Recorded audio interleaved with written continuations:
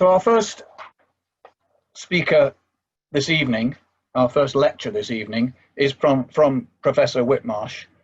She's an environmental psychologist specializing in perceptions and behavior in relation to climate change, energy and transport, and based, I was hearing earlier, just recently at the University of Bath. And her research projects have included studies of energy efficiency behaviors, waste reduction, carrier bag reuse, perceptions of smart technologies, electric vehicles, low carbon lifestyles, and the responses to climate change. She's lead author of for the Intergovernmental Panel on Climate Change, on one of the working groups, and regularly advises government and other organisations on low carbon behaviour change and climate change communication. And also just now has joined the Department of Transport's Net Zero Transport Board. So with that, I look forward to your presentation. Professor Whitmarsh. Thank you very much, and thanks very much for the invitation to be here.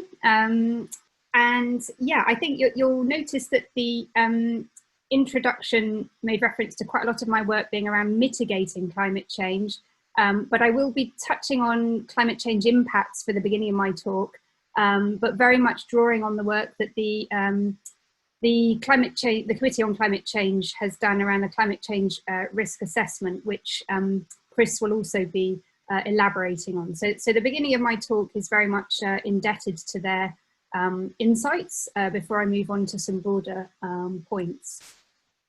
When we're thinking about kind of future-proofing transport systems, and I'm interested not only in the physical infrastructure, but also the kind of broader systems and the people side of things as well. There are a number of climate change impacts that are, of course, very relevant. So the biggest climate change impact that we'll be facing when we're looking at the future of our transport systems relates to flooding and storms. And so at the moment already almost 1 in 5 or a fifth of our railway tracks are at risk of flooding, and that's going to be increasing significantly into the 2050s and 2080s, particularly if we're looking at a 4-degree C world, which is the sort of towards the upper end of some of the projections. Linked to an increase in rainfall, it's not just flooding, but it's the disruption caused by things like landslides and sinkholes that will impact on transport infrastructure. Already we're seeing an increase in landslides that disrupt rail services every year. And just a few years ago, a significant sinkhole opened up on the M3, for example, that was linked to very prolonged rainfall. And we'll see increased damage to road and rail bridges as well. So more of these sorts of things linked to increased rainfall. Although it's not all bad news, we will see less snow and ice because of the increased temperatures, which is given that 7% of all delays at the moment are due to snow and ice in the transport system. That's the one bit of good news that we can say looking forward. But the flip side of the increased temperatures is that this isn't always pleasant temperatures. So we're increasingly looking at extreme heat. And on the physical infrastructure side, that means things like increasing rail buckling. And so at the moment we have around 50 events per year that affect railways. We're looking at up to 240 per year by the 2080s, and similar sorts of impacts on the road infrastructure as well, deformation due to heat. But it isn't only the physical infrastructure, it's also, of course, the people side, the passenger side of things as well. And of course, if you've ever taken public transport on a very hot day, particularly the London Underground, you know how unpleasant that can be. And for people that have any sort of health risks, cardiovascular risk, for example, respiratory issues, that can be a very dangerous problem. And for people that work on the railways or in transport infrastructure and maintain it and work outdoors, they will be faced with heat stress, and that's particularly in the south and east of England, where those sorts of events could be up to 9 times higher in just 2 decades' time.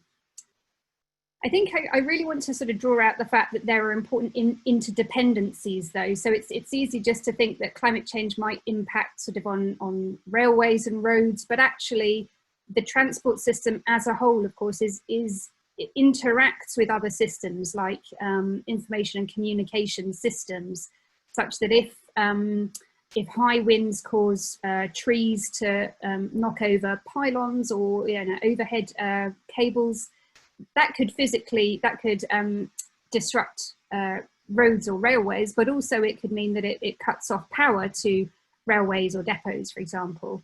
So there are sort of broader impacts in terms of how climate change might affect other systems, and then that has knock-on effects for transport, and equally that disrupted transport also has wider impacts on other systems as well. I think Chris in his talk shortly will be covering more about how we respond to some of these risks. So I won't really say too much about that, but it's fundamentally about building resilience within the system in a number of different ways.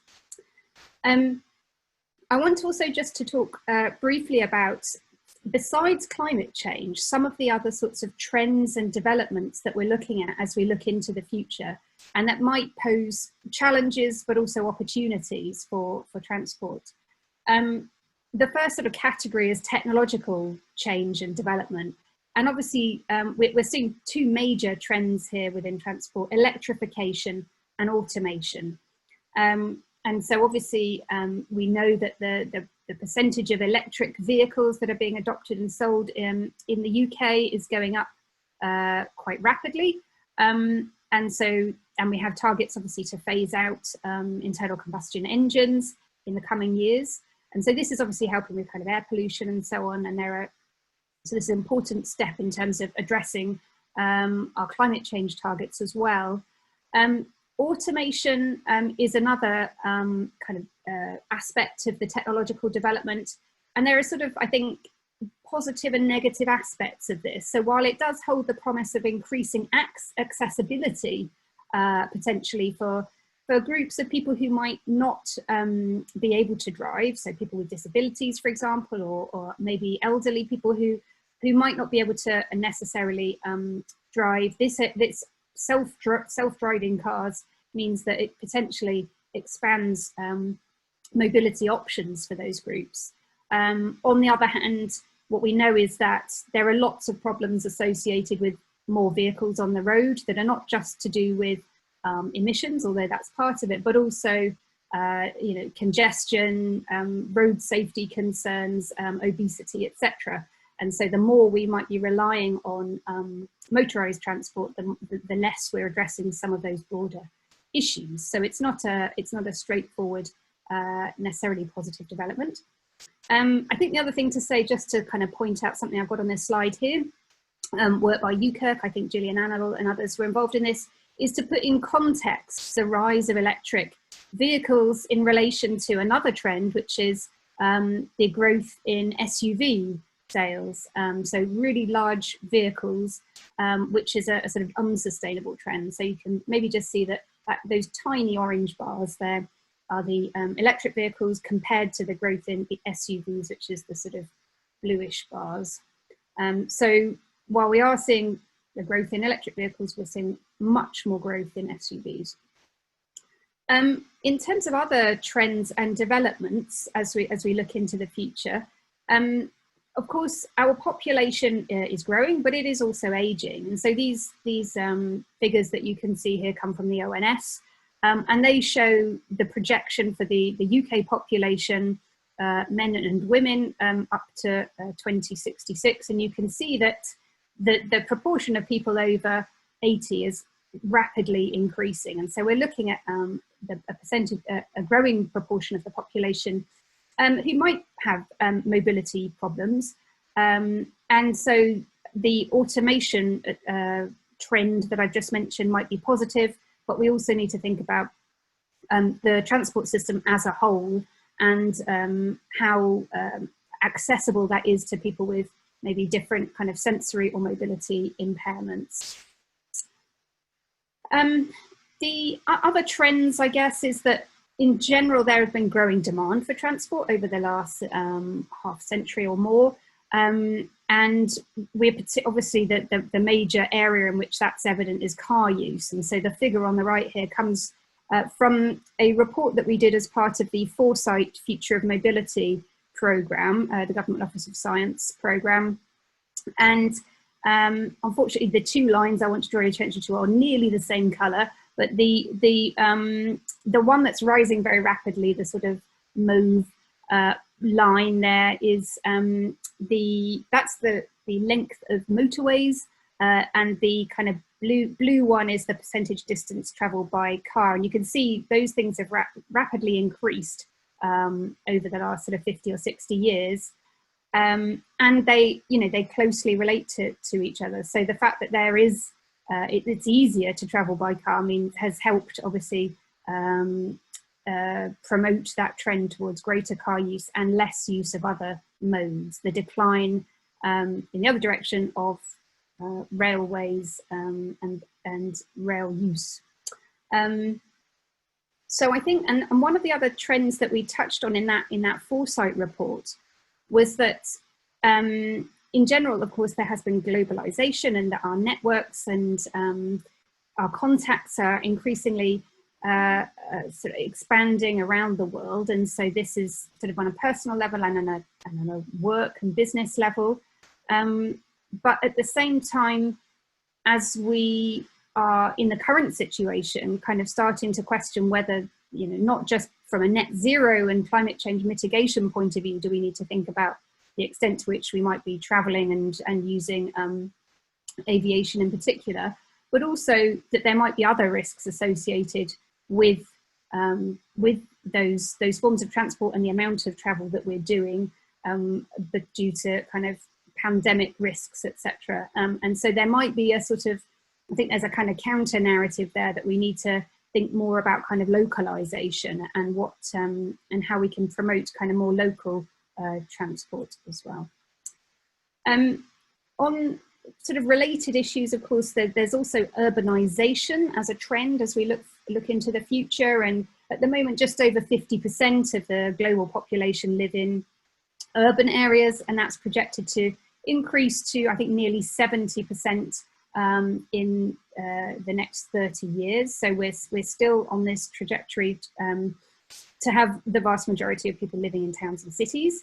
And that presents opportunities and challenges, because there's obviously air pollution, etc., and certain other sorts of risks associated with urban transport, but equally, again, the proximity, the fact that we can actually reduce the amount that we travel, and the greater accessibility of public transport might present an opportunity for sustainable transport.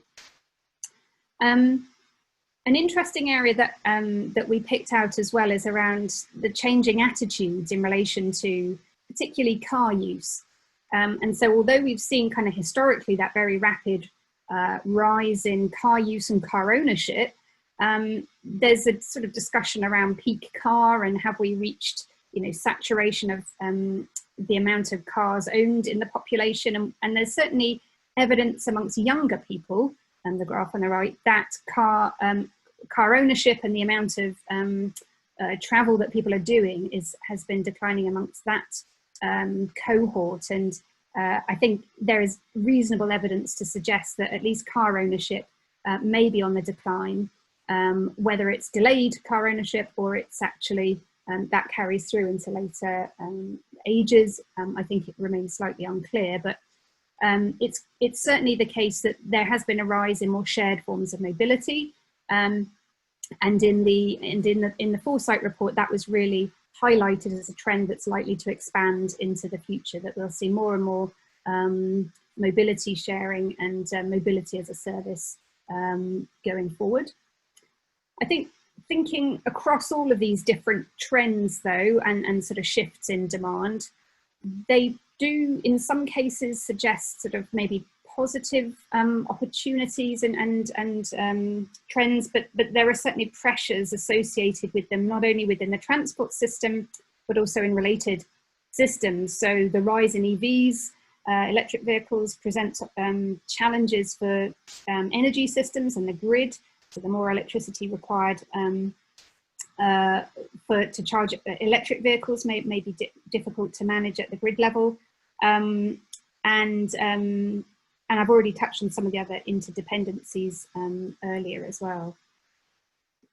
One thing I just wanted to touch on, I think sort of before I finish really, was while we can think about some of the trends that are already emerging and that might continue into the future, there are of course kind of to some extent unexpected things that happen and shocks to the system where everything that you thought was going to happen and took for granted sort of gets thrown out of the window. And sort of the current COVID situation is a good example of that.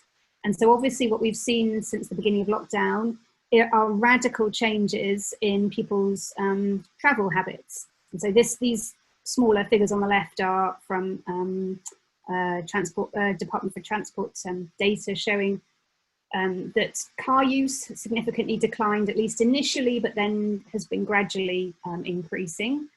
All forms of public transport have significantly dropped off and not really come back up. But what I think from my perspective is quite interesting is the rapid rise of active travel and cycling in particular. So cycling up 300% since lockdown has started, and many people buying bicycles that didn't have bikes before, which potentially means it could lock in habits for the longer term because they've invested in a sort of infrastructure there to support that that mode. And that scales at the UK level to mean quite a significant, or it's part of the picture that suggests a significant drop in UK emissions over the last few months. So it's the one sort of good bit of news in an otherwise very tragic sort of situation. We just collected some data, actually, a UK survey of the UK public, representative survey, and we asked people about really how they've been changing their lifestyle over the last 3 or 4 months since lockdown was implemented. We obviously found, as others have, that people have been significantly changing what they're doing, particularly their travel. And we also asked people that have had experience of working from home during the lockdown, how they found that. And so the figure on the left shows that we gave people a 0 to 7 scale to say, very negative to very positive, how they would describe their experience of working at home during the lockdown. And speaking personally, I think it's been a mixed experience because we've had to kind of juggle homeschooling and there's been a lot of distractions, but equally, I don't miss the commute. But actually, it was certainly the case that there were far more people that were positive than negative about their experience of working from home. And actually, the vast majority were really on the far right-hand end of the scale, which bodes well if we want to try and maintain some of these kind of positive habits. And if you look on the right-hand side, that's where we ask people, when the lockdown restrictions are removed, do you intend to work from home a lot less, a little less, about the same, a bit more, or a lot more than before lockdown? And while the majority of people are saying, well, about the same as before, which might reflect a sort of constraint in terms of what they're able to do with regards to their type of work, more people are saying they'd like to work from home more than are saying they'd like to work from home less, which reflects, I think, that positive experience. And we asked about other things that people had probably had more experience of during lockdown and whether they wanted to continue doing these things. So when restrictions are removed, do you intend to, I've already talked about the work from home one, but we also have here virtual work meetings instead of in-person ones, have GP appointments by phone or online, virtual or online meetings with friends and family. And those four forms of sort of virtual interaction More people said they wanted to do more of that after lockdown than said they wanted to do less of it. So I think that's, again, a sort of positive sign. And conversely, using public transport and flying for holiday or leisure purposes, there's much more, a much higher proportion saying they want to do less of that than they did before lockdown. So arguably a positive thing, at least for the flying one. And the other thing we asked about in the survey is about people's attitudes to climate change. Now here, we had predicted that in the light of a pandemic and the disruption and negative impacts that many people had faced from that, we would see a much lower level of climate change concern than we had in 2019, when climate change concern had reached record levels, and we saw obviously mass protests to call for action to tackle climate change. In actual fact, this latest survey that we just did a few weeks ago showed that the percentage of the UK public saying that addressing climate change requires an extremely high level of urgency or a high level of urgency is even greater now than it was last year. And so it's a very clear majority saying that. And on the right-hand side, you also see that this is the percentage of people saying we should definitely or probably reduce the amount of meat in our diets and limit the amount of flying we do. And so again, we see support for these historically quite controversial and not very popular policy suggestions. Actually, the majority of people are clearly in favour of this. And I've highlighted the change over the last few months. And it's risen, and most significantly for air travel, which I think is interesting. But while we have a really strong public support for tackling climate change, we do know that attitudes are only one influence on our behaviour, and often not a very strong one. And this was really one of the main sort of conclusions of our report that formed part of the Future Mobility Foresight project.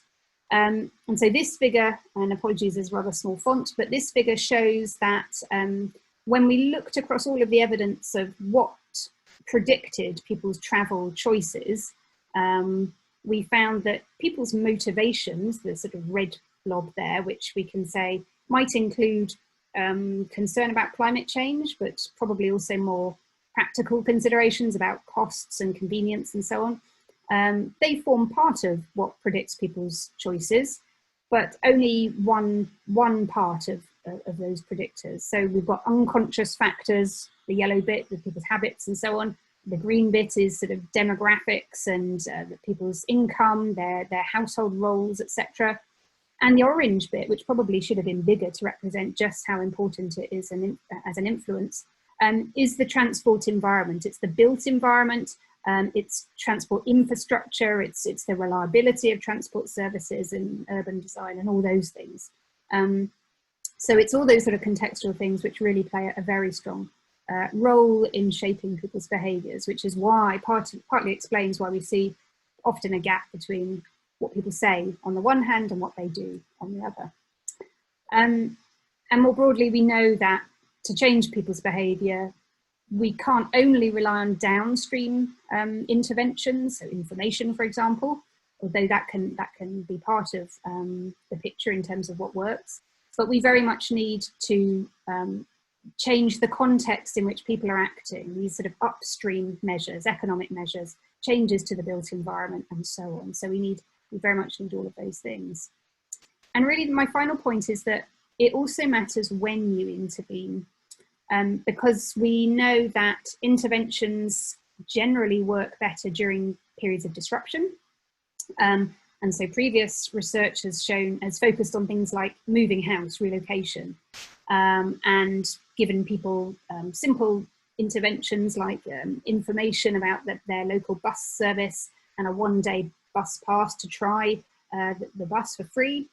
And in this particular study, which was a study in Germany a few years ago, they gave this intervention to people who had recently moved house, the relocated group, and to people that had not recently moved house. And they found that amongst the people who'd not moved house, this intervention basically didn't work. There was no significant increase in their bus use, whereas there was well over a doubling of the percentage using the bus after this intervention amongst people who had recently moved house.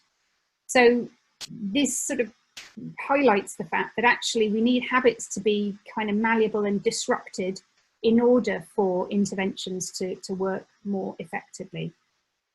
Which really leads me to my final point, which is about, we do have this potential moment of change at the moment where people have been trying more sustainable forms of transport, more active travel and cycling. They've also been doing a lot of avoiding travel. So they've been using obviously virtual means to interact and work and so on. And our survey suggests many people have experienced that in a positive way and want to maintain those emerging habits. But the key issue is that we need the infrastructure, the incentives, the norms, etc., to lock in those positive intentions, to transfer those intentions into longer term habits. But we have the public concern and the support for climate change action, which I think is one of the things that will help call for that and provides a public mandate for that. And so I think trying to bring all these slightly disparate strands together, if we want to kind of think about the future of transport, future-proofing transport, and having a sustainable transport system, which captures a lot of aspects here, social, economic, and environmental, we need to be thinking about really, I guess, capturing some of the ideas of resilience, which I think Chris will be talking about, to climate change, but also to pandemics and other risks, and trying to think about how we address changing levels of demand and changing issues, for example, aging populations, how our transport system might adapt to those sorts of changing needs. And really, I think I find the sustainable transport hierarchy really helpful, thinking about how we can move in that direction. So the avoid, shift, improved hierarchy, and basically the best thing you can do to kind of mitigate some of the kind of problems in the transport system is to reduce demand and avoid some of the trips that we make. And we've been experimenting with that recently, and it works often very well. So actually that might be one of the important things that we can do moving forward. So it's really, I think it's also about finding solutions with multiple benefits, because avoiding transport ticks various boxes in terms of reducing emissions, reducing some of the burden in terms of the sort of physical infrastructure and those risks I talked about at the beginning. But there might be benefits in terms of greater work-life balance and reduced costs and so on. So various sort of co-benefits associated with moving up the transport hierarchy a bit. So I think at that point I will leave it there.